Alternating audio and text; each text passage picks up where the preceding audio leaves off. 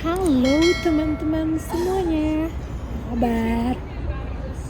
Jumpa kembali dengan saya Queen Obuton yang hidup senang di Amerika. Hari ini saya mau membahas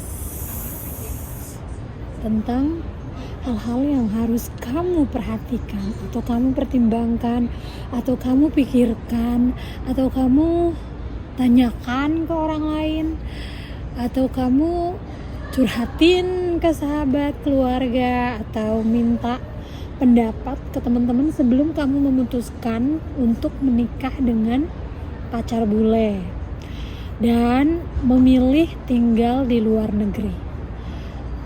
Ini juga pengalaman pribadi dan juga hal-hal yang sudah banyak saya pelajari.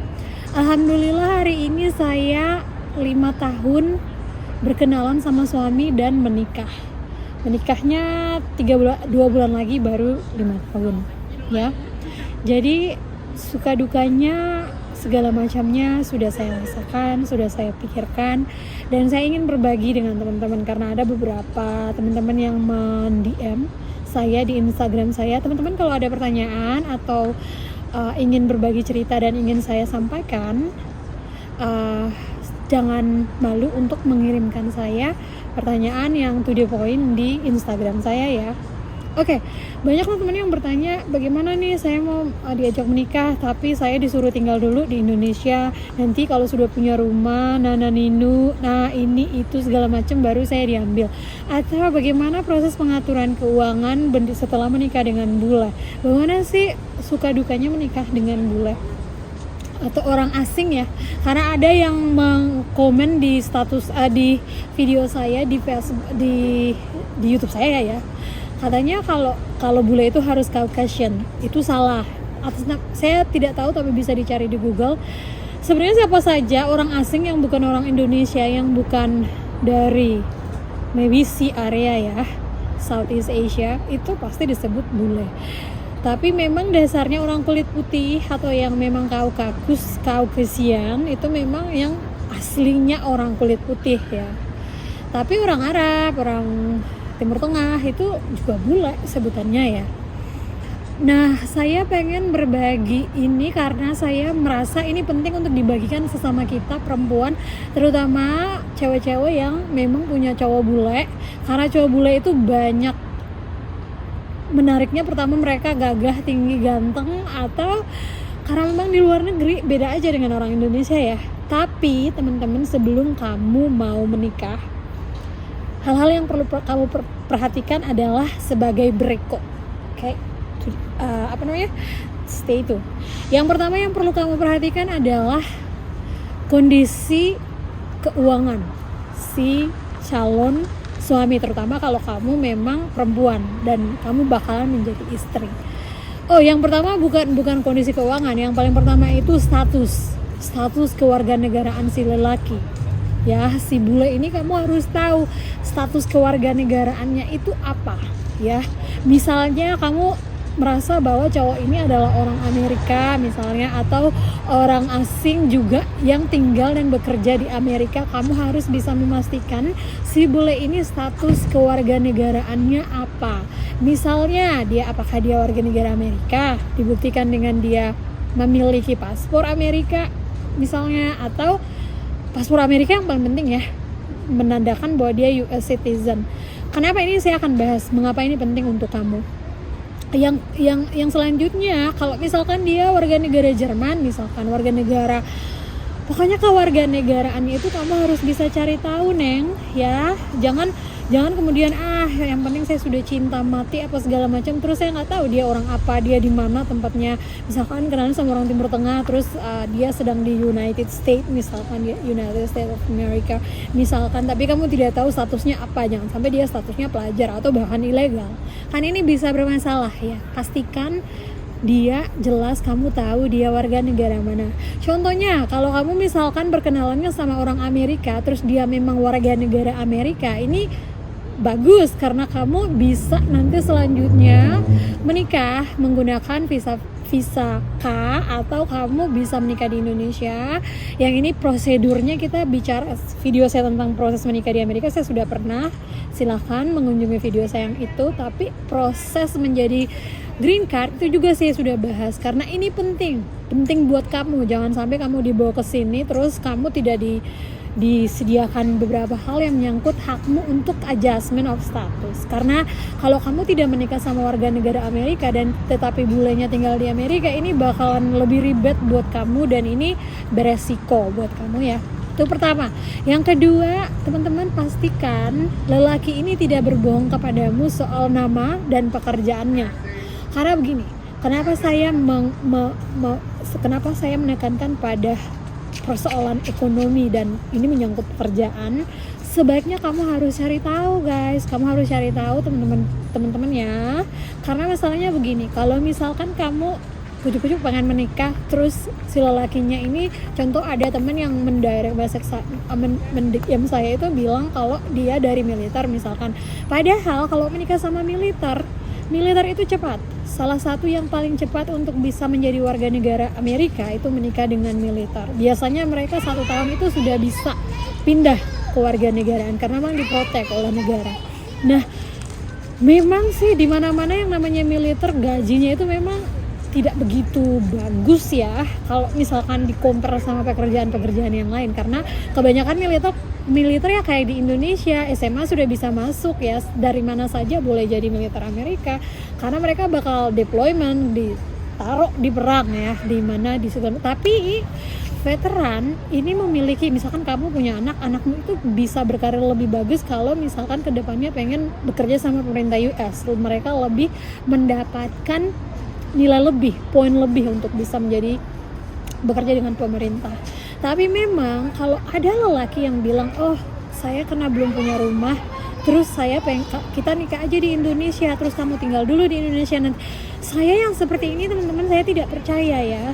Karena seharusnya ketika kamu menikah, yang perlu kamu pertimbangkan adalah lelaki ini kerjanya apa. Dia harus bisa terbuka kepada kamu, karena ketika kamu di sini, kamu itu bakalan berhadapan dengan situasi yang berbeda. Pertama, tidak ada keluarga, tetangga tidak bersapa, tetangga tidak peduli, individualismenya tinggi, dan kamu itu bakal merasa yang namanya sendirian ya. Dan ini penting kamu pikirkan bahwa lelaki ini matang secara finansial agar kamu tidak begitu stres dengan kondisi keuangan, karena di Amerika itu mahal semua guys. Jadi jangan yang kujuk-kujuk karena cinta mati terus nggak mikirin lelakinya ini kerja apa, terus kamu juga tidak diberikan jaminan yang bagus tentang keuangan. Belum lagi kamu juga tidak difasilitasi nantinya, karena proses untuk pindah adjustment of status itu butuh duit. Iya, kalau mau cepat. Kalau tidak cepat, kamu juga tidak bisa bekerja. Jatuhnya ilegal, malah bermasalah nanti ya. Jadi ini pastikan bahwa lelaki yang benar-benar serius sama kamu itu bule itu beda. Bule itu kalau serius beneran, nggak ada yang main-main gitu loh. Nggak ada yang apa sih namanya, kayak pura-pura, oh ya kamu nanti kita nikah di Indonesia. Jangan mau yang seperti itu. Kalau dia memang sudah pernah ke Indonesia, dia seharusnya berani dong bawa kamu. Dan teman-teman, kalau persoalan karena dia belum punya rumah, aduh, excuse me, kayaknya di Amerika ini terlalu banyak orang yang tidak punya rumah karena rumah mahal guys ya. Jadi yang namanya tinggal di apartemen atau nyewa atau rental itu common banget di Amerika, itu sangat umum. Biasanya yang sudah punya rumah itu yang memang ekonomi atau pekerjaannya sudah menengah ke atas, atau yang sudah memang bagus ya, karena mortgage atau bayaran rumah kalau di Indonesia itu namanya KPR, itu berat guys ya. Jadi bukan yang hahaha ya punya rumah. Jadi itu menurut saya kalau dia tidak mau membawamu dan dia hanya beralasan bahwa dia begini begitu, belum punya ini, disaranin sama ininya, kalau saya I don't trust that guy. Saya tidak percaya ya, karena saya lebih cenderung ya sudah, kamu mau disaranin senior, kamu mau nikah modelnya kayak seperti itu, ya sudah nikah aja, bawa ke sini. Mau jadi masalah, harusnya dia bertanya kepadamu, kamu mau tidak tinggal di tempat seperti ini misalkan, kamu mau tidak saya belum begini begitu misalkan, masih harus tinggal di apartemen, ya itu resiko kan. Kalau kamu misalkan mau ya mau gitu kan. Jadi perhatikan. Dan yang ketiga yang perlu kamu pertimbangkan adalah bagaimana si lelaki ini akan mengatur pola keuangan berdua. Misalkan gini, Menikah dengan bule itu prosesnya berbeda. Bicara keuangan, bicara apa ya, kalau di Indonesia itu kan gaji dipegang istri semua, itu umum ya, atau gaji untuk istri dan semuanya yang kelola adalah istri untuk dia dapur lah, apalah segala macam, itu kayaknya hampir 100% berbeda, termasuk saya, tapi termasuk suamiku. Saya tidak pernah membayar lampu lah, apalah, air lah, gas lah, saya nggak pernah urusan yang seperti itu urusan suami saya. Cuman teman-teman, kamu harus bisa berbicara secara detail dengan calon suamimu bagaimana dia memandang ini, karena dengan bule itu mau Amerika, apalagi Belanda, Jerman, mereka perhitungannya tinggi ya. Jadi jangan sampai nafsi guys, jangan sampai ini terjadi padamu, karena di negara maju, di luar negeri banyak yang nafsi ini, yang sendiri.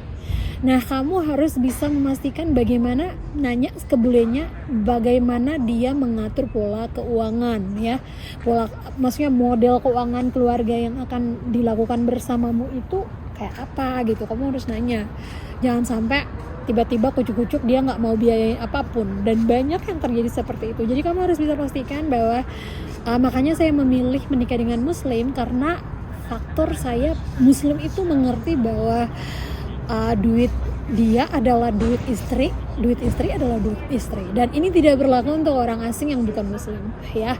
Jadi ini penting, kamu harus bisa tanya ke cowoknya, dia model pengaturan keuangannya kayak apa. Karena jangan yang kemudian ya sudah, kamu bayar sendiri dulu ke sini, nanti bayar ini sendiri, nanti dia ini segala macam bayar sendiri. Nah, jatuhnya juga menangis Cina kamunya di sini. Kamu bakalan nanti ada video reels ya. Saya mau buat reels di Instagram sama di Facebook saya, Fitria Amintura. Jangan lupa di follow ya. Itu tentang bagaimana sih pengaturan keuangan yang maksudnya realita kehidupan di luar negeri, terutama di Amerika juga ya, realitanya itu kayak apa sih. Nah, ini penting teman-teman, supaya kamu yang mau nikah sama bule ini perhatikan, jangan ada yang namanya memberatkan kamu dan tidak memperhatikan kebutuhan kamu. Oke ya. Selanjutnya adalah persoalan pengurusan anak. Ini penting.